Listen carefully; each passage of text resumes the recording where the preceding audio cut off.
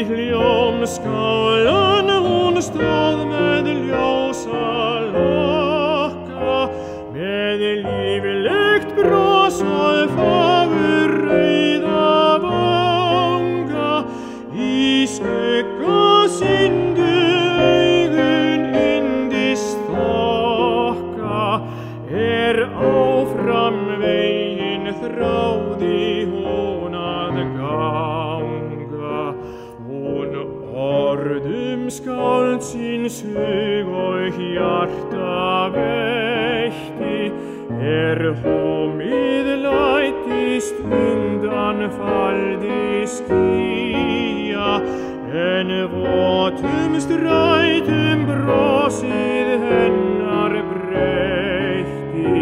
Í bjarta veröld ilmandi og hlýja, og ástin varð sem taumlaus táraflaumur, tilfinning fann skjól í þeirra sálum, og skáldið sá að lífsins djarfi draumur með dulúð eyddi öllum vandamálum.